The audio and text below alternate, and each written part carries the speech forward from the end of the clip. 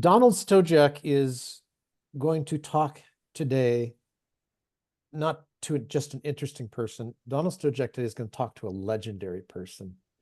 And I'm very excited today to have my very dear friend Bruce Terrill on the call. And gosh, I have known Bruce since he was what, 82 years old? I first met you. 2, yeah, been quite a Yeah. while Uh, ago. yeah. How young are you now? I'm 83 now. Yes. And I've been very honored to count him among, I think, my small circle of extremely dear friends, as all of you are here. But I think when it comes down to people that I really respect and have gained so much wisdom from in such a short time, uh, Bruce is like in that top tier of people. In Bruce, I want to introduce you by saying that you currently are have one of the premier courses that certifies people as hypnotherapists. That's It's right. based out of Portland, Oregon, Hmm? and the website is Hypnosis Mastery Institute. And how did you come up across an incredible name like Hypnosis Mastery Institute? Well, we had somebody I was working with that came up with it. Oh, who is that? That was you. Oh, that was me. This shameless plug. So for years, Bruce has been branded as a Northwest Hypnosis Institute and That's various really things, funny. but he has taught his course 63 times now, about to be 64. But Yeah, he's trained many people in that. Prior to that, Bruce has had, as you imagine, with being an octogenarian, he's had a few different careers. He's worked alongside people like Bruce Lee in the martial arts field, been a mortgage broker. His wife is a very talented singer and vocal coach, and happens to be a student of one of my dear friends' wives, who is a vocal coach. So our circle of friends has been very tight, and so it's been interesting that we cross paths. And as I told Bruce today is really about a conversation. But if I could start, Bruce, by asking you, who are your heroes? well, uh, obviously, I've been in martial arts since 1955, and I created a system that is fairly unique in terms of martial arts systems because it's so different than any other kind of system that was out there. I was one of my heroes was Bruce Lee. I Mhm. happened to be live in the Northwest in Portland, Oregon, so I was fairly close to Seattle. And we both started teaching martial arts at the same time in 1960. And I had a really funny incident that happened with him. I was at that time I was 18 years old, and I had a martial arts school. And Bruce was going around and investigating because he was new. He was going to the University of Washington, and he was going around looking at different martial artists and so forth. And it was very common for him to get into some kind of a match with them and pretty much trounce them and because they were so arrogant and that sort of thing. And I had no idea who he was at the time, but I was one day I was teaching a class, and he he came in, and I did not know who he was. He was with a couple of other people. I think it was probably James DeMille and Taki Kimura, somebody like that. And I walked at that time. It was very common for people to come in and challenge you, to a match and see who was the best and all that stuff. So I walked over and talked to him and said, "Would you like to come out on the floor and practice?" And the people that were with him burst out laughing. They just thought that was the most humorous thing they'd ever heard of. But I was so polite and so nice to him that he was nice to me. And I didn't realize how close I came to actually being killed at the time. But But since my philosophy was such that I was very polite to all other martial arts, never criticized anybody else, it probably saved my life that day. And 2 or 3 years later, I happened to go into his school in Seattle, and there were the guys. And they remembered me, and I remembered them, and then I started working out with them and had quite a wonderful time. So it was at that time he was searching for to try to put together a martial arts system called Jeet Kune Do, and he was trying to put together things from fencing and boxing and Zen and all this stuff, and he was trying to assemble this kind of a system. And but at the same time, I was doing the same thing, and I actually created a system in 1965 called Wu Ying Mun, because I was teaching Buddhist Sunday school when I was in high school, and so that influenced me a lot. But in 1967, I changed that to another one called Wu Ying Dao, and that one became a world recognized system. And it's very, very different than standard types of martial arts. What makes it unique is at the heart of the system, it's all about transformation and evolving into your authentic self. It's actually a kind of a philosophical system disguised as a martial arts. And so it really, really has taken off, and it's become quite popular. Incredible. That, and you know, it's I've worked along some legendary people, as we all know. It's like, when you can put out names like that and have a really anecdotal story, that's just incredible. But it's interesting that you talk about systems, right? Uh-huh. And currently with the Hypnosis Mastery Institute, you've created a system to train people to become certified as hypnotherapists, but in a very unique way. I'm curious with that process, who do you serve? Who's your audience for the Hypnosis Mastery Institute? The people that want to take that, uh, Why would somebody want to come in and be certified as a hypnotherapist? it's because they want to have a transformative experience a lot of times. But it's what really does it is hypnosis is uh, the fast track to change. And it is so effective and so quick to achieve results that it's very attractive to people. So we have a lot of therapists, doctors, psychotherapists, and professional people that want to use it as an adjunct to their system, what they're doing now, their profession.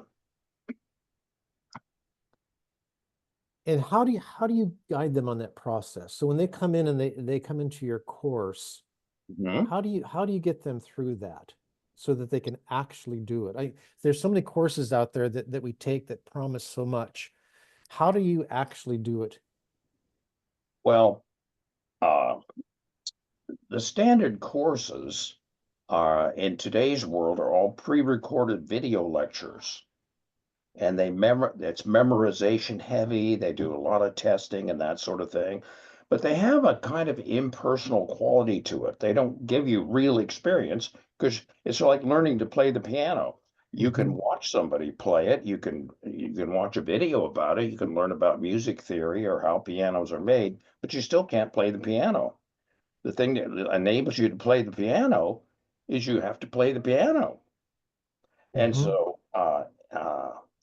what we do is we've created a program that's really, really different. It's just infinitely better because it's all live classes, real time, real people, real learning.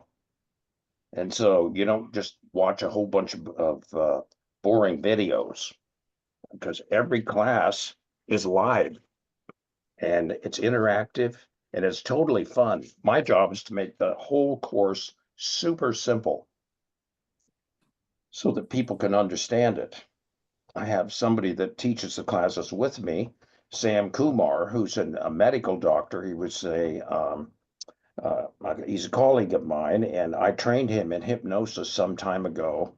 and he has been a physician since 1987, and he is a medical school professor, and he's a psychotherapist, a hypnotherapist. So he can handle any kind of medical issue, any kind of psychological issue, and he can get very technical and very scientific. My job is to simplify all that stuff and make it super easy to understand so people can actually learn it. When we look at the world out there, we think about hypnotherapy. The landscape, some people have different views on that stuff. Um, what is the landscape out there in the world when it comes to hypnotherapy? What are you up against in the world out there? Maybe, I guess, what are the misconceptions or preconceptions that really you find you're fighting against? Well, people have a lot of misconceptions about hypnotism because of movies and how it's portrayed in the media, that sort of stuff. They think that we're going to control their mind, that we're going to have them give up their secrets, that we're going to make them quack like a duck, we're going to control them, that sort of stuff. And we're not, because hypnosis is a completely natural state that people are in and out of all day long. They just don't realize it. And it has to do with your brain waves. Because when you're awake, you're in your beta, you have your beta brain waves. As you begin to go, your brain waves slow down a bit. You get into your alpha brain waves, your theta brain waves, your delta brain waves. Those are all the brain waves of hypnotism. So every night when you go to sleep, you go through what's called a hypnagogic process. And the basic thing is you go from thinking to experiencing, and that changes it. When you close your eyes and you begin to experience stuff, you immediately start going into hypnosis. And so people think that hypnotism is some kind of strange, arcane kind of thing. In fact, a lot of religions are very against hypnosis because they think we're trying to control them and get them to do something they shouldn't do. But there's really something inside of you called a hidden observer. And that hidden observer won't let you do anything that you ordinarily wouldn't do in a waking state. People don't realize that you can fib, you can lie in hypnosis. You won't just automatically tell the truth. Hmm. So, uh, the whole reason that people come to see you as a hypnotist is they want to change something. They either want to be able to do something they can't do, or they want to be able to stop doing something that they haven't been able to stop doing. Like give up sugar? Yes, that's a very good example. And you have part of you that's your conscious mind. It wants to give up sugar, but you Hmm. have part of you that's your subconscious mind. And that wants something very different. That's been Hmm. programmed to do something different. So our job as hypnotists is to get the subconscious and the conscious mind to both go in the same direction. And we can do Interesting. that quite easily.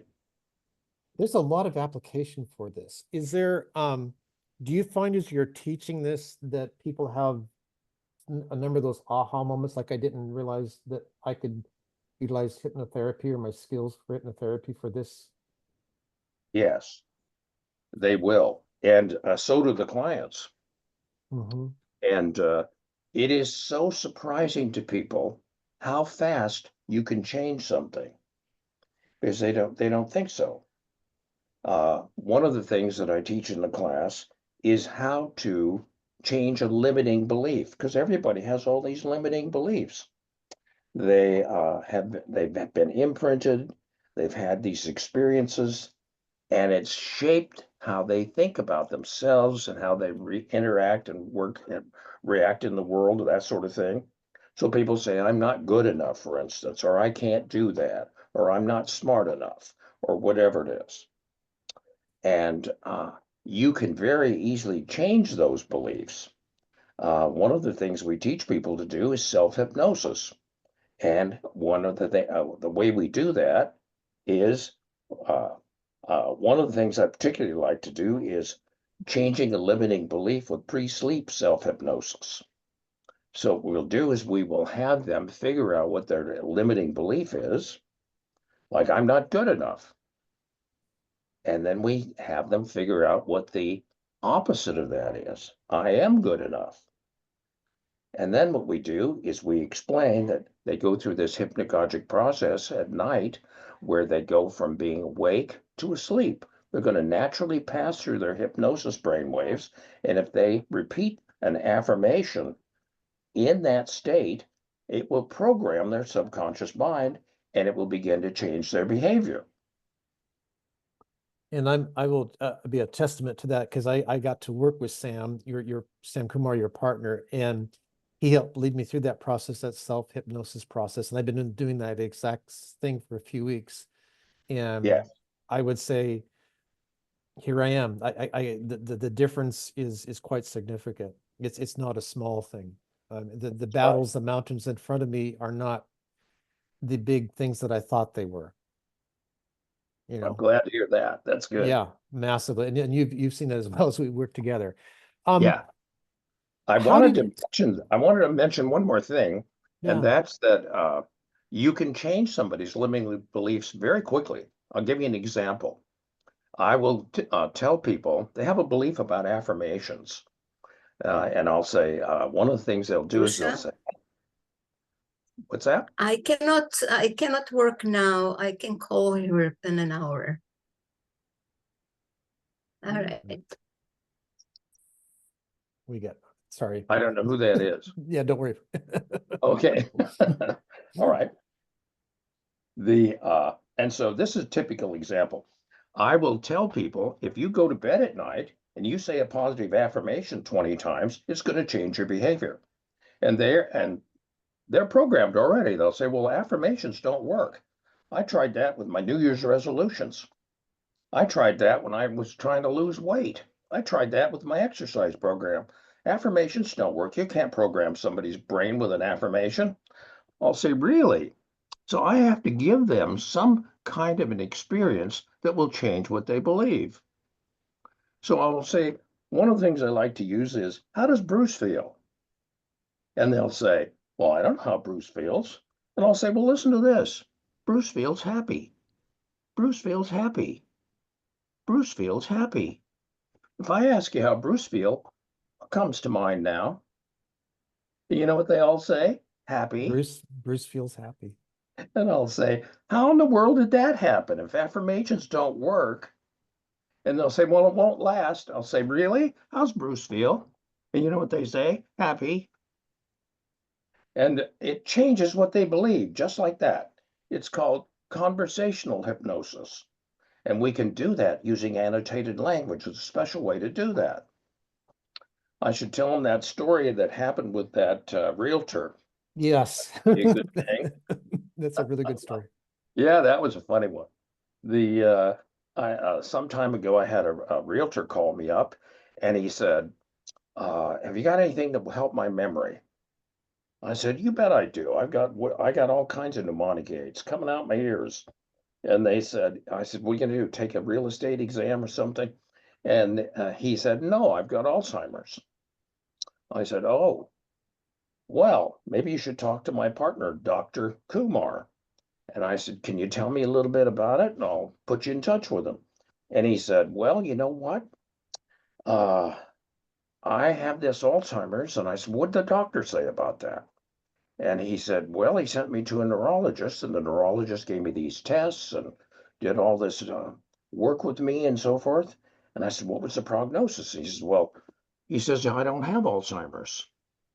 I said, "Well, why do you think you have it?" He says, "No, I don't think I have it. I have it because I can't remember appointments. I can't remember names. I can't remember anything." I said, "Really? Okay. Well, I work with doctors every day of the week.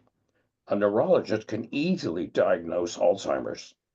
And so I realize he has a limiting belief. He has a limiting belief and he's getting a reward out of it. He doesn't know what the reward is. It's called secondary gain. And the way that Hmm. works is if I'm a little kid and I want to stay home and play my video games and I go and talk to mom and say, hey, mom, I want to stay home and play my video games. She says, look, you little weasel, you got to go to school. You can't stay home.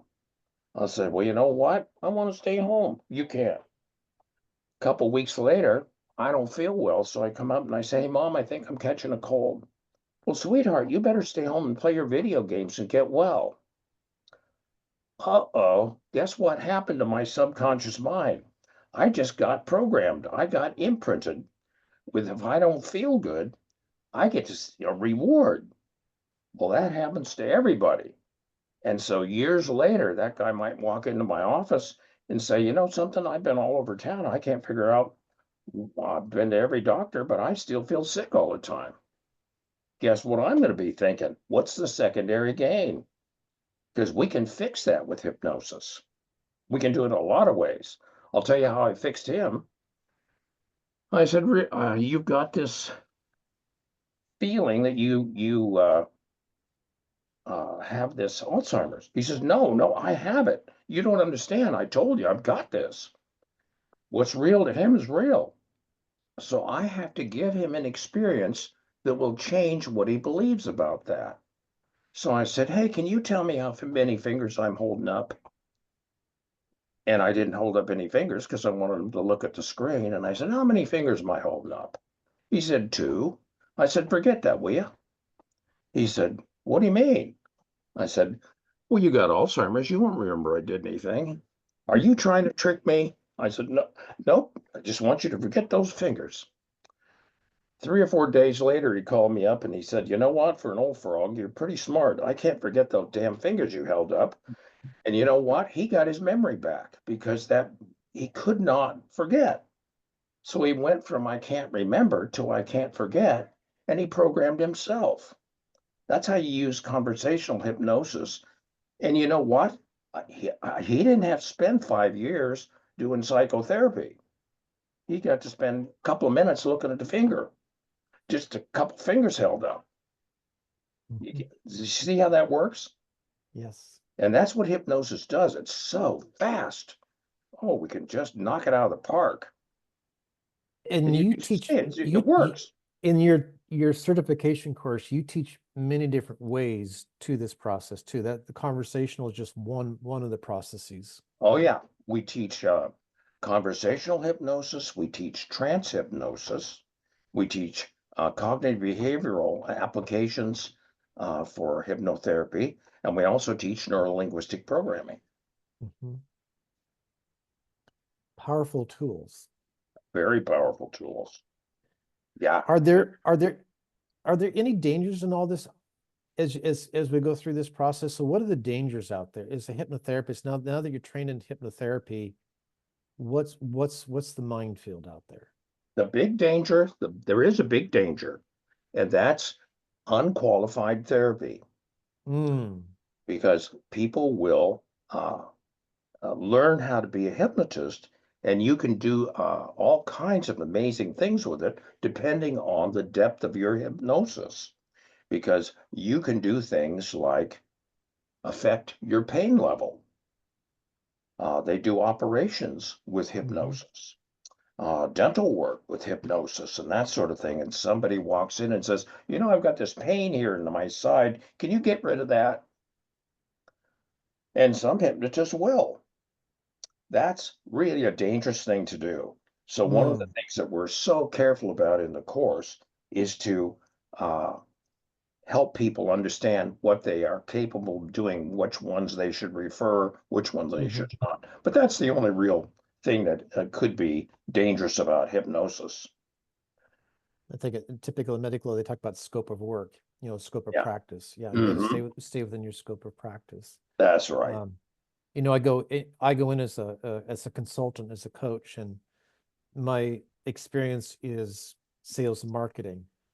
But heaven forbid I should tell somebody how to spend money on a Google ad. I need a different expert to come in on that, or Right. how to put together a YouTube video. I need somebody else on my team that can tell me how to do a YouTube video. And we have to stay in our correct lane with things. Yeah. Well, one of the things that I think to answer your question about the hypnosis course, uh, the thing that's really different about this one is we don't memorize stuff Mm. because the traditional education is to memorize things and take tests and do a Mhm. whole bunch of homework. We don't do that. We actually focus on what matters. We want to help them get the knowledge and the skills and the experience to be able to be a competent hypnotist and get the results they want. In fact, all the tests are open book. We don't, Are you saying, Bruce, I can come and work with you and have fun and come into a vibrant community and actually walk away successful as a hypnotherapist? absolutely, you certainly can. Wow. Yep, you can. Because Wow. we have these little classes. They're not very big, maybe 10, 12 people. It's amazing. The instructor actually knows your name.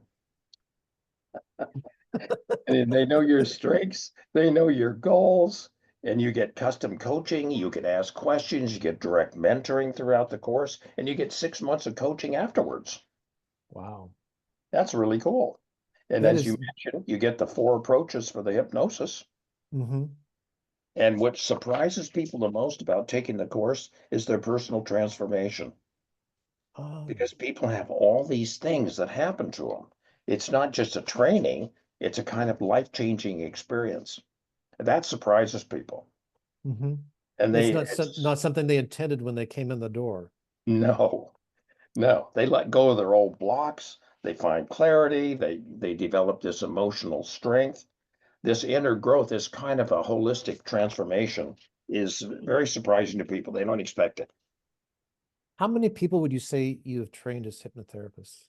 Oh my gosh, hundreds, hundreds. But I've had a lot of students in my life. Mhm. I've had a lot of birthdays. And hope our goal here is for you to have quite a few more before we're done with all Yeah, this process. I am going to put into the chat the link here, and I don't even know if you've seen it yet, Bruce, because it just went live moments ago. So I'll share that in the chat there. I'm being bold here because I don't know if we've even tested it, but we are going live with Bruce's program, and he's currently actually enrolling people for that program. yeah. Any questions? You have got one of the most as I would tell you over the last number of months, I've been very fortunate to have Bruce as a friend.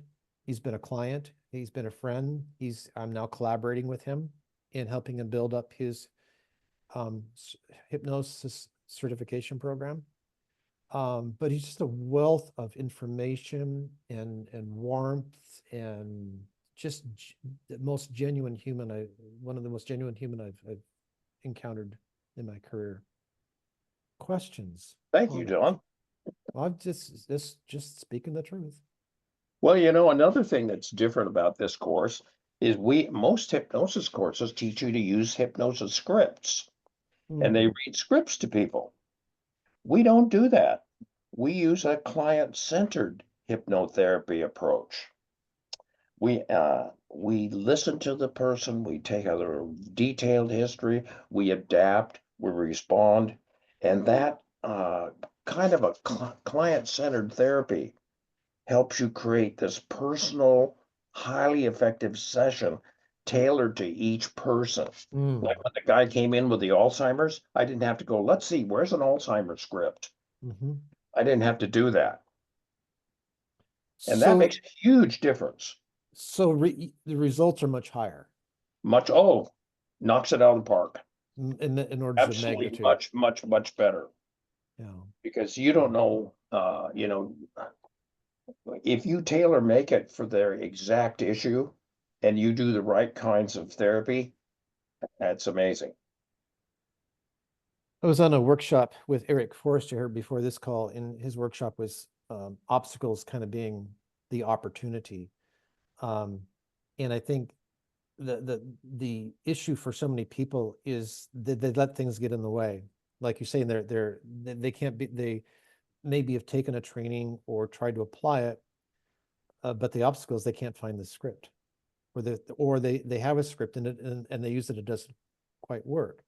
Yeah, And so you basically are taking that obstacle out of the way with your training, because you're allowing people to be real, to be fully present with the person, and provide a custom solution that actually works. that's right. And the crucial thing is, if you understand what hypnotism is and how it works, how the therapy actually works, then it's really easy. My job is to make it super simple. Yeah. And the whole basic thing is, imagine if you were willing to experience everything that was true and you were willing to think any thought, you'd be pretty much bulletproof, wouldn't you? Yes. Well, that's what hypnosis is designed to do, because people, the only thing that gets people is something's true and they don't want to experience it. That's it. We get them willing to experience it. When you stop to think about it, what's fear? So or anxiety. I'm anticipating something in the future I don't want to experience. What if my mother-in-law comes over and visits? Oh my God, the humanity. And so if I get willing to experience my mother-in-law coming over, poof, no more fear. So we can knock out a phobia. Somebody's got a phobia about an airplane or a kitty cat or whatever it is. We'll knock that out in one shot. Fear of having a natural childbirth. Yeah. Oh my gosh. I train hypnobirthing coaches. And you can have one of the things that we do in the class is have hypnobirthing coaches come in, and they show the birth of a baby using hypnosis. It's amazing. Because they're just sitting there talking to their husband or whatever it is in a normal tone of voice, and they pick up their baby and they're fine. Well, if you've ever attended many births, that's not very common, but it sure is when you use hypnobirthing. Questions, comments? I can just say that this is true as the one that is the birth coach in this group. Oh, you are a hypnobirthing coach? Not a hypnobirthing, but I did do hypnobirthing. I'm more in the realm of the doula before the doula. So sometimes I attend births. Most of the time, I just say, hey, what if you could do this instead? And I have my own way, but this is fascinating. Thank you. Oh, you're welcome. Are you familiar with the Mongren method Yes. of hypnobirthing? Yes. Yep, that's the original one. Yeah, good. So you've attended these births when they have gone through the coaching? I was the coach. So You one of were the the coach. clients actually wanted to have a home birth. The medical system said you're not allowed. And I did a backtrack thing where she's like, well, I'm afraid of them doing pushback on me. It's like, do you even want to go to the hospital? And I kind of went to the point where they would feel safe staying home. And then they ended up having this beautiful unassisted birth that they're like, we just saved $30,000 by working with you. That's So fantastic. it was incredible. I mean, that's my book behind me. Wow, Yeah. terrific. So you've Yeah. written a book, your own book? I have. Oh, Yes. get in touch with me, will you? Because I'll refer that. Oh, absolutely, Bruce. Yeah. I'm already like loving this, what you're speaking on. Oh, thanks. My email's very easy. It's talkwithbruce@gmail.com. Talkwithbruce@gmail.com. That's right. I'll remember that. Thank you. Yeah, anybody else got anything you want to ask? We got a really prominent hypnotist here. Jonathan Logan's with us. So if I can't answer something, he sure can. I was just wondering if you would be able to share any of your magic with us as a group. Like what? I don't know, but I'm just like, wow, it'd be kind of cool if we could do something as a group. I don't know if you've ever done that before. Yeah, you can do all kinds of things, but I don't know what you want What do you think, Don? Anything particular? Terry's always trying to get people to stop eating sugar. I don't know why, but she's got this thing against sugar. Right? Yeah, yes, I am always trying to do that. And another thing that comes up to mind too is I love the information you're sharing about self-doubt because that's a very prominent one too. So I'm not sure if that's something we could do as a group or whatever feels right to you. But yeah, I just thought I'd Self-doubt? throw it out there. Your self-doubt? Yeah, like that little, that little doubt that comes up every once in a while and be like, hey, you can't really do that. And you're like, no, yes, I can. What are you talking about? That kind of doubt. Uh-huh. Well, can you tell me a specific instance? Well, I'm on a mission right now to give a TED talk at some point, and I keep telling myself, oh, I'm not ready yet, maybe about a year from now. And I'm like, well, why am I saying a year from now and not 6 months from now? Yes. All right. Uh, did you hear your limiting belief? Yes, I did. I just did. Loud and clear. So what we want to do, there's a whole bunch of things we can do. One of the things is you can get a hold of me and I'll send you that thing you can do at night. The Okay, whole thing. I'll send it to you. And what's the opposite of I'm not ready? I'm ready. Look at you. All right. I And got you it and right. we have some things that you can use to address the emotional triggers for that. And there's other kinds of things you can use, like uh, linking things, anchoring things that will elicit a different response from you. The other thing we can do is we can go back and do a regression, and we can go and find out along the lines of what kinds of things uh, happened to you that made this belief come in. You got Oh, imprinted in some way. you bet I So, did.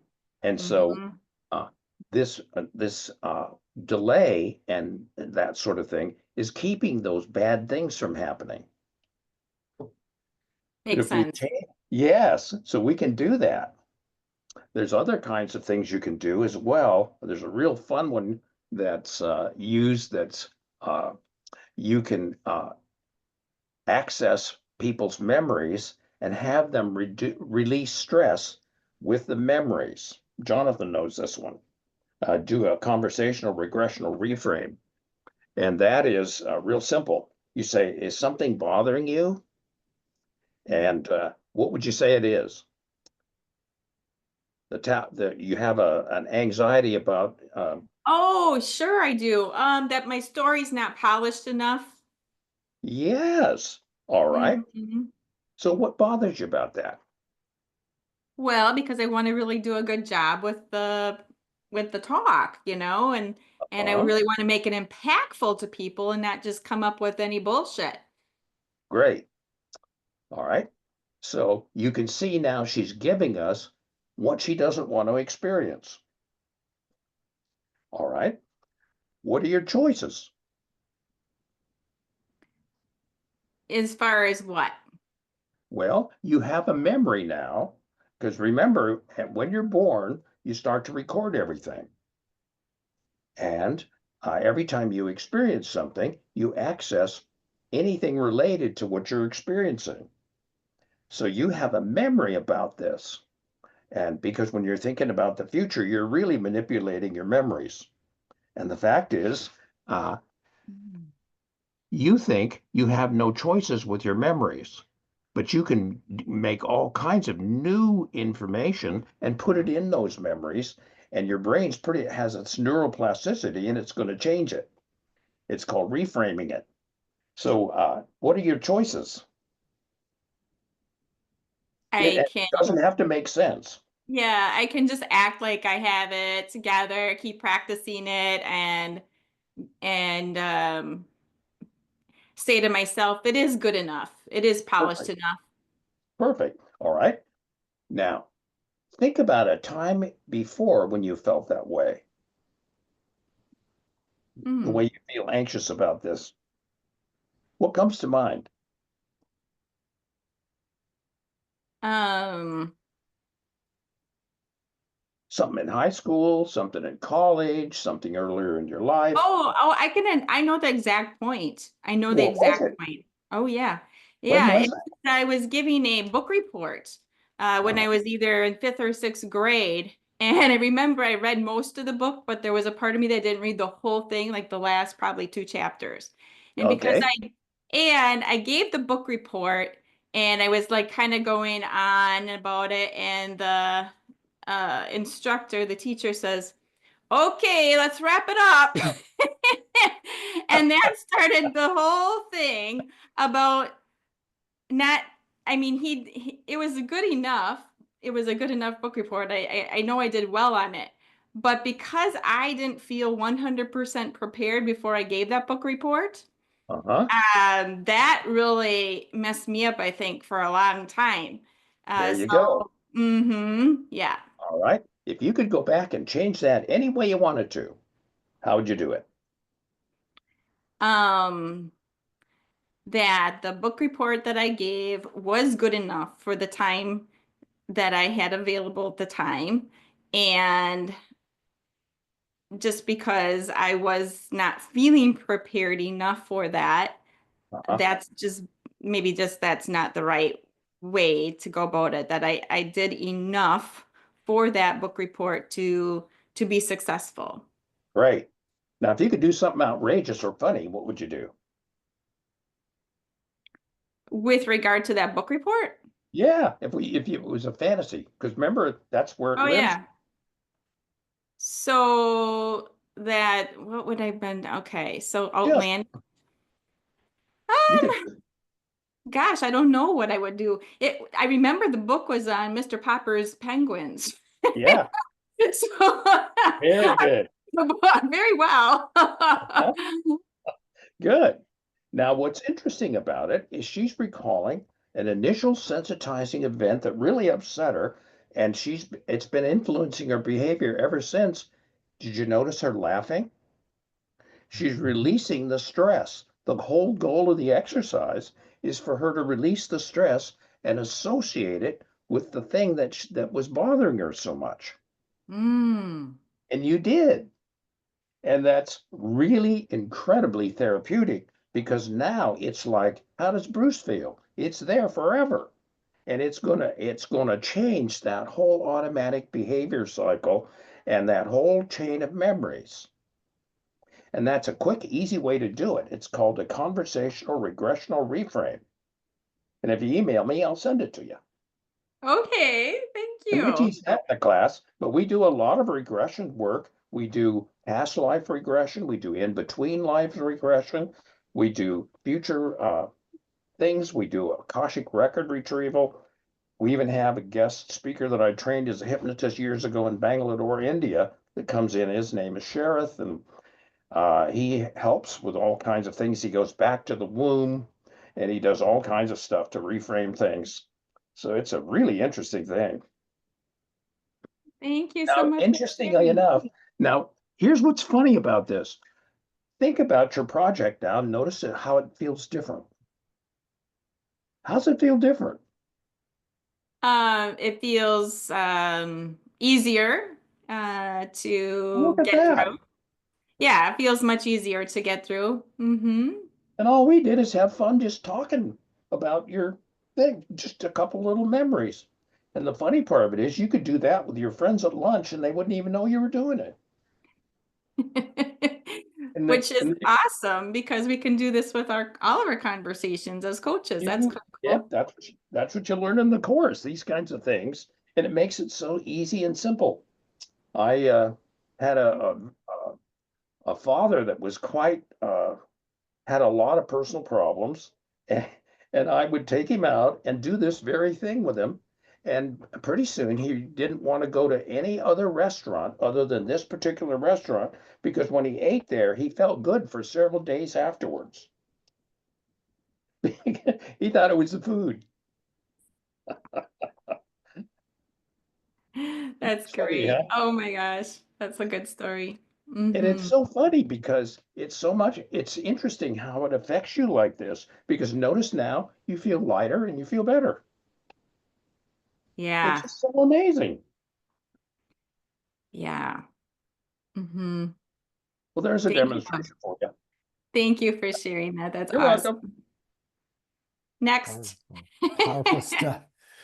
I remember 1986, my mentor at the time, we didn't even call them mentors back then or coaches, but I had a coach in 1986, and he put Shad Helmstedter's book in my hand. And it was kind of life-changing. It's between, what's going on between our ears is so powerful. And I don't think we pay enough attention to it. And so in essence, what you're doing, Bruce, is you're paying attention to the biggest muscle that we have. And exercising it correctly. Yes. So And look how easy this is. All she did yeah, is get more willing to experience the thing that she resisted so much. yeah.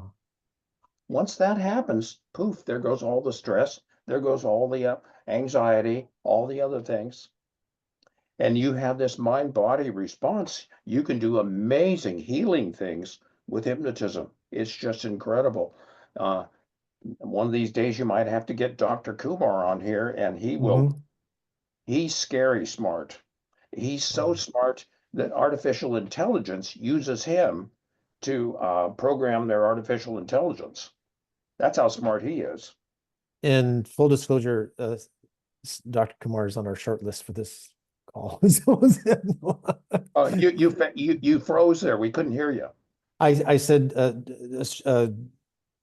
just a little secret here, Dr. Kumar is on our short list for this call, so stay tuned to this channel. Yeah, no kidding. Absolutely. Someone on this call that has done a lot of work with you recently is Morris, and I'm curious, Morris, is there any question that you'd like to ask Bruce that we could give us shed some light on Bruce's brilliance here that you've uncovered in working with him? Putting you on the spot. You put him on the spot. Yeah, I mean, I don't know if the group's gonna like my bias here, but of course my mind goes to the money part. Yeah. Like how people who learn hypnosis, who get certified, like how they earn money with this, how difficult is it to earn money with it? Is it just for Yeah. yourself? What exactly Ah. happens afterwards after? Yeah. What is once somebody has a certification, from your Hypnosis Mastery Institute, what does success look like? Well, the first thing that surprises people is they charge $150 an hour, and they get it. And some people charge way more than that, but the average typical is $150 an hour. Imagine if you're going out right now and with your resume in hand looking for a $150 an hour job. That'd be interesting, wouldn't it? Mm-hmm. Not too many people pay that, but you can work from home. I have people that are in rest homes and that sort of thing, and they work a couple hours a day and they make $300 a day, and right from their bed. And the fact of the matter is, that's really useful. The other thing is, one of the things we do is we have coaches. Jonathan's a coach. He helps with the business part of it. He helps with sales. And we have another person that helps with the promotion and that sort of thing. And the crucial thing about making money with hypnotism is you turn your clients into referral sources. But if you don't know how to do that, your clients won't be referral sources. But if you do know how to do that, you'll have an endless supply of clients. Mm-hmm. There's a guy named Larry Garrett in Chicago, and he hasn't advertised for 35 years, but he's a master at turning his clients into referral sources. And we had a typical example. I'll give you an example of a lady that took the course a year or so ago, and she didn't have a lot of money, and she was going through kind of some hard times, and she was talking to the marketing coach, and he said, "How much is your advertising budget?" And she said $25. And as Morris knows, $25 doesn't get you very far with pay-per-click ads.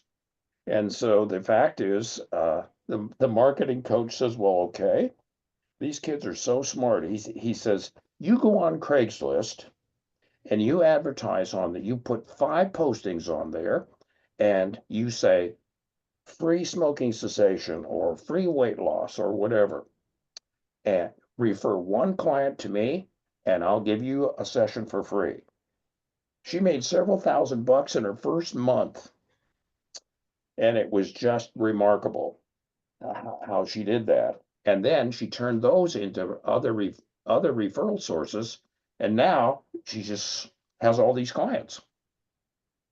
That's the old-fashioned way to do it, but you can do it. You can get started without a huge budget.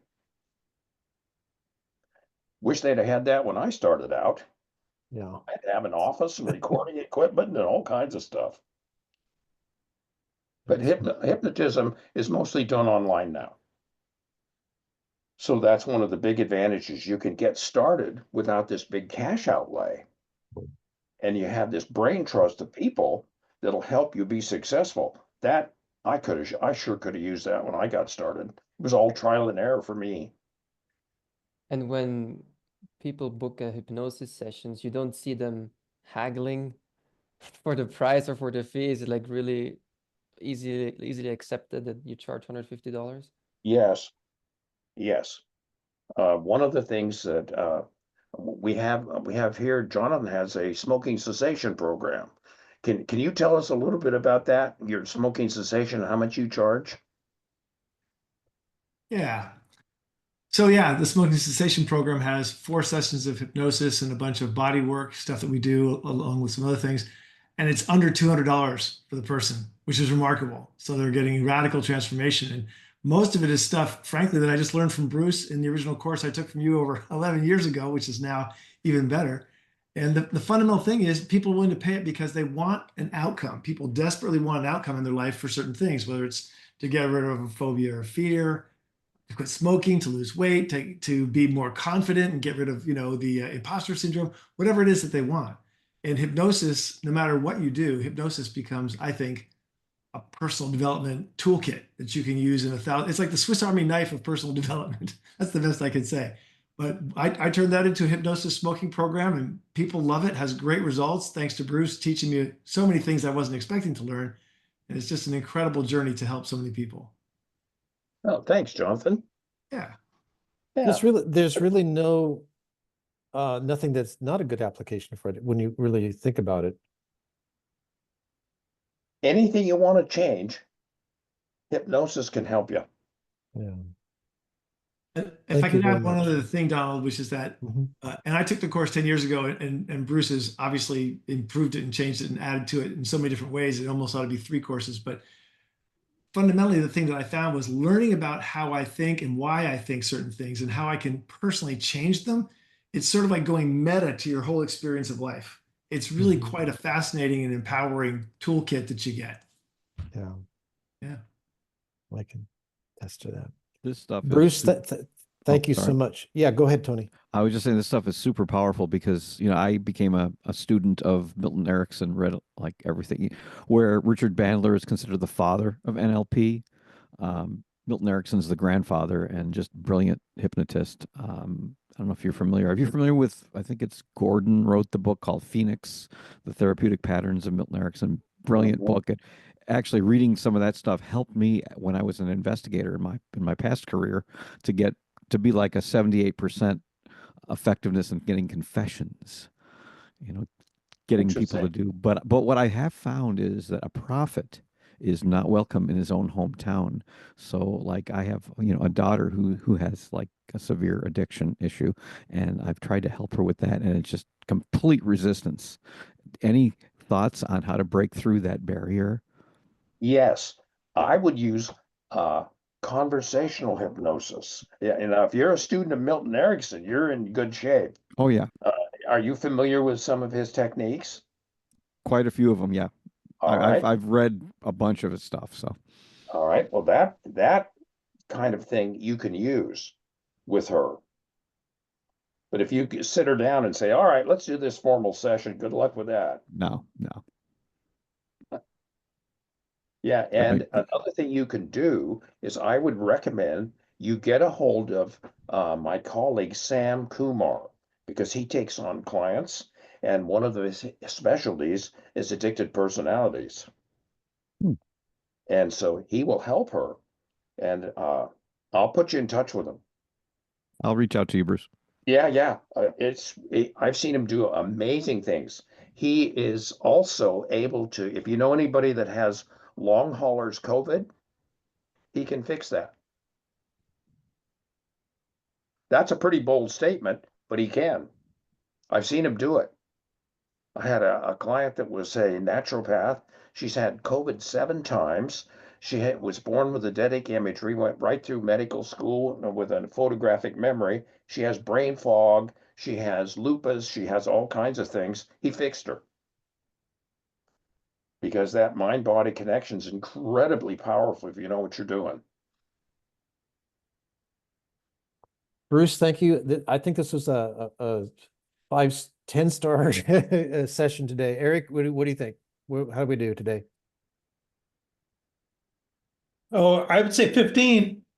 Okay, on a scale of 1 to 10. Yeah, very good.